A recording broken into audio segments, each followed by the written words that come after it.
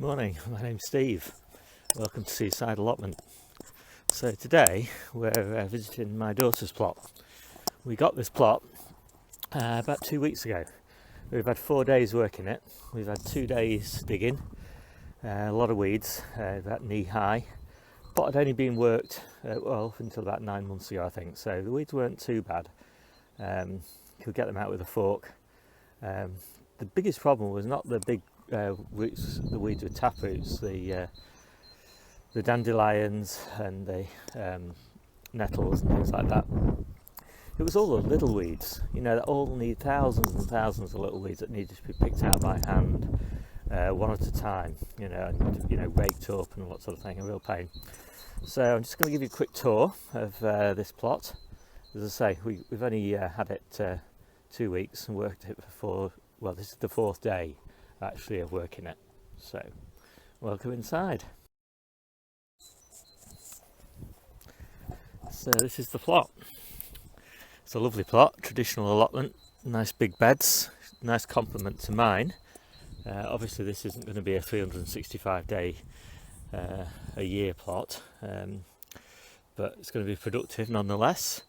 We do all the bulk planting here, all the onions and potatoes and brassicas, sweet potatoes, ochre, some of the beans, all that sort of thing.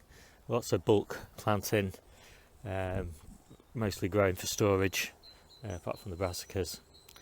We're going to do an experiment with the brassicas as well. We're not going to net them. We're going to deal with the insects, or try to deal with the insects, using a spray every week, an organic spray of a soil bacteria. So we'll give that a go. Have a quick tour before we get started. So we've got down here a lovely fruit border. So apple trees, 4 apple tree varieties, 3 rootstocks.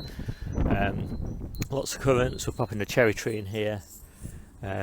Nice rhubarb beds, little area for challenge in the future to dig out. So 3 really nice big beds. It's going to be mainly brassicas and beans,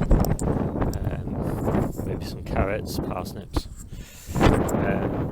Sorry for the wind noise. This one's going to be potatoes, ochre and the like. It's going to be sweet potatoes at the end there, a few other bits and pieces. This one's going to be onions, carrots. So, and then this little one at the end is Jennie and John, my daughter and her boyfriend's personal little growing area. And we've created a nice little lawn here, next to the shed, a lovely little south-facing shed, which Jennie just started to paint. It's actually lovely inside. It's a bit infested by spiders and dirty at the moment, but it will be lovely inside. So then this is the grassed area. I dug this a few days ago, seeded it, rolled it. We've been watering it a bit. No sign of life at the moment, but it's the way. I think it should be looking very different by the end of next week. So there we go. As I say, we're just starting planting today, so you'll see a new video a bit later on showing our progress.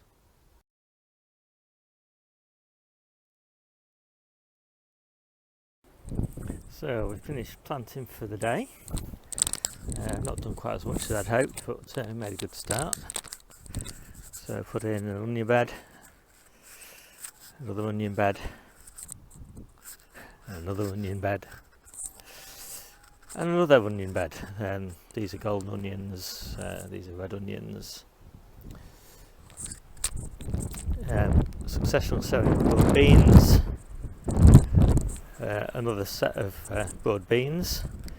I've already got a lot of broad beans that are pretty well advanced on my plot, so those should come on nicely.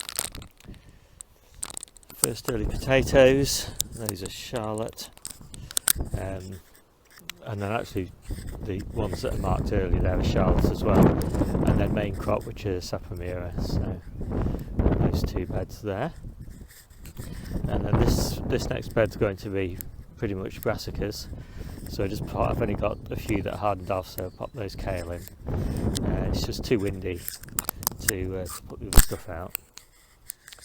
And then this bed here is going to be the sweet potatoes. We've now decided it's nice and shaded and pretty sunny. And this at the end here is going to be the squashes. So the butternut squash, the courgettes. We've got some other squashes as well, I don't remember the names. The pile of compost at the end there is for earthing up these potatoes when they're ready. And we've also got some bags there, I've probably said all this already, of well-watered horse manure for earthing up as well. And then that's going to be peas and beans and other bits and pieces. So there we go. That's it. As you can see, I've left these little access paths down here. I like to kneel down a lot when I'm working, weeding and things like that.